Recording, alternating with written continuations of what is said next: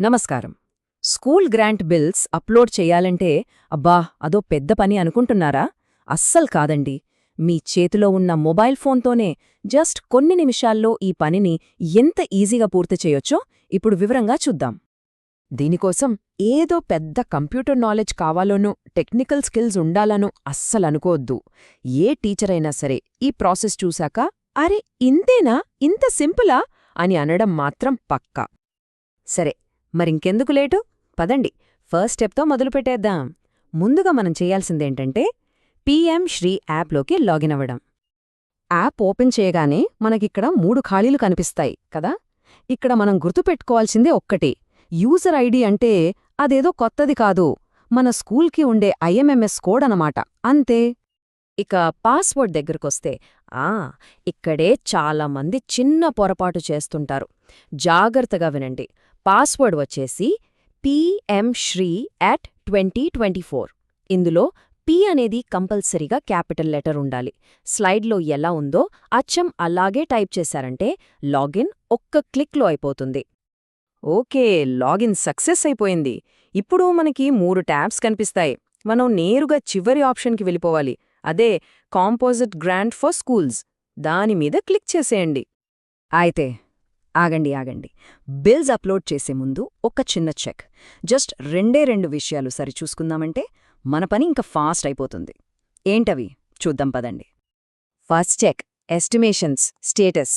అంటే మనం పంపిన ఎస్టిమేషన్ని స్టేట్ ప్రాజెక్ట్ డైరెక్టర్ అంటే మన ఎస్పీడీ గారు యాక్సెప్ట్ చేశారా లేదా అని.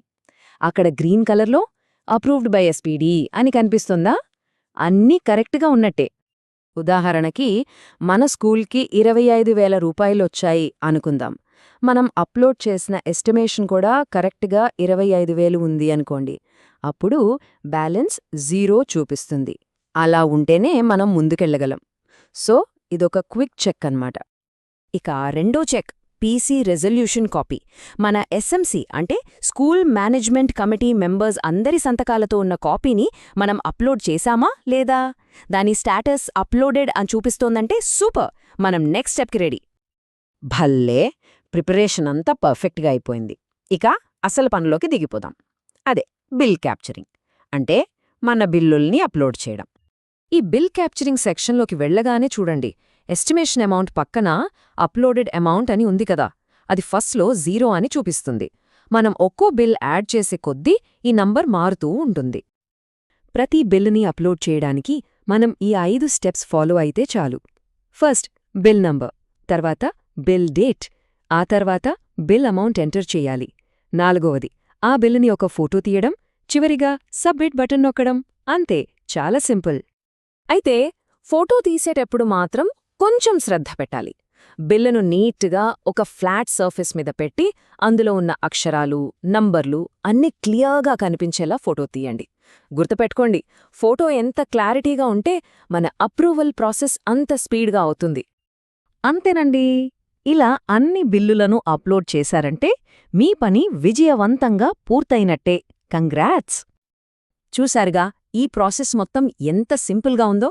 దీని వెనుకున్న అసలు ఉద్దేశ్యం ఒక్కటే, టెక్నాలజీని వాడుకుని మన టీచర్లు ఎలాంటి ఇబ్బంది లేకుండా ఫైనాన్షియల్ వ్యవహారాలన్నీ పారదర్శకంగా, ఈజీగా మేనేజ్ చేయగలగాలి. ఒక విషయం గుర్తుంచుకోవాలి, ఇది కేవలం బిల్లులు అప్లోడ్ చేయటం మాత్రమే కాదు, మన పాఠశాలల్లో ఆర్థిక పారదర్శకతకు, ఇంకా మంచి భవిష్యత్ ప్రణాళికలకు మనం వేస్తున్న ఒక బలమైన అడుగు. మరి ఇంత పారదర్శకత మన చేతుల్లో ఉన్నప్పుడు మన స్కూల్ నెక్స్ట్ టార్గెట్ ఏంటి? ఒక్కసారి ఆలోచించండి.